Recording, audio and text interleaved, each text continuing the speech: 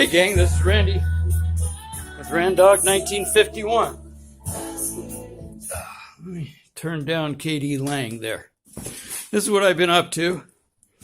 The contractor that rehabbed this place, he left behind this old homemade wood-burning stove. Someone along the way, I don't know whether you can see that. Hang on. Let me get my... Bear with me. I'll set you down just for half a second. Okay. All right. Here we go. All right. Someone fired this puppy up without putting bricks in it. It got so hot that that diamond tread, it's about 3/16 thick. I don't know if you can see it, but it warped. It became so hot where this new weld is, right down here, it had split apart. So I used about 15 rods, 6011 and 7018, and just filled it in. Welded it back together. I ground it down, welded it back together. Okay. For those of you that have been following me, you know I was going to build a rocket stove from a water well bladder holding tank. They're metal and then have a rubberized holding tank, or fiberglass, I guess, down them. And I decided I wasn't going to do that. And I picked up a 55-gallon drum.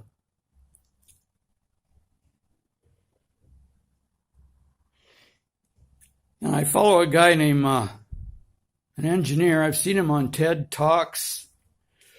And he's really into these rocket stoves. And I've watched him experiment with, he and a crew of his over in Montana, use a number of different methods. And I thought, well, one of the methods was he stacked two 55-gallon drums on top of one another. And I thought that was interesting. Well,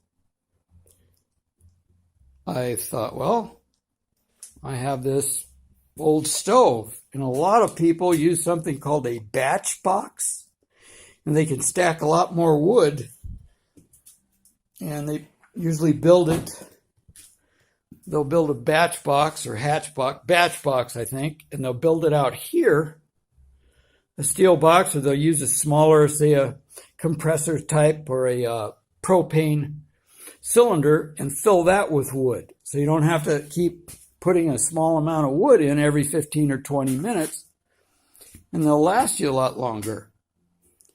So I'm experimenting. I'm hoping this is going to work. If it doesn't, I can still just go ahead and pull what I've done.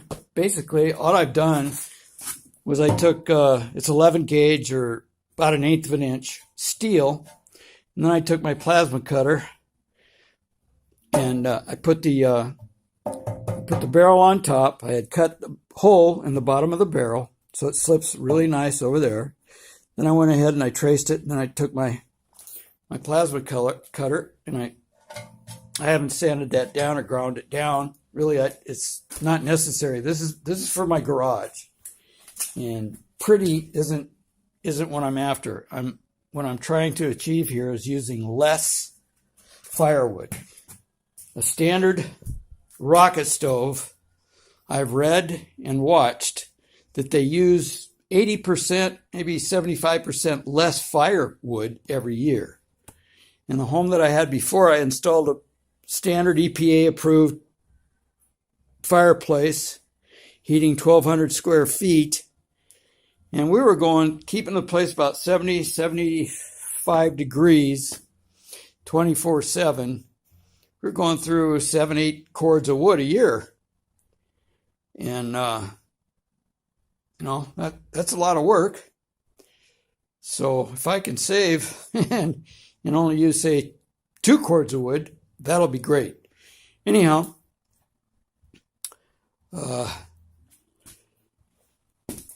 all went ahead, welded that up. Obviously, I'm going to put a couple of more pieces across here and weld up. And now what I'm doing is I'm cutting. I'm going to use my plasma cutter and cut a straight line here and here. And I'm going to put a piece in the front, right up here. The barrel hangs over just about, just 3/4 of an inch, if that. And I ground this trim piece down off, and I'm going to weld that piece to here. And I might be able to put myself a little campfire coffee pot up there. If not, that's okay too. But I could just try and install it up there without that added piece. And I put a fiberglass rope on the inside of the barrel, and that prevent any smoke coming out. But as long as I have the steel and I have the welder, the rods, and the know-how, I'm just going to go ahead and add that on there, and then I can have some hot chocolate on there or whatever when I'm out here putzing around.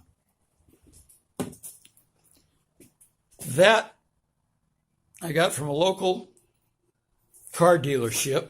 They told me I could rummage through and get pallets. And these look brand new. They've been cut off. And they're Mopar. And I grabbed a few. And that large one right there is going to go through the wall to buy a ready-made metal piece that goes through a wall or up through a roof. It's about $60 at Home Depot or Lowe's or whatever. And anyway, they're about $60. So I'm gonna fab that and put it up there. And before I cut,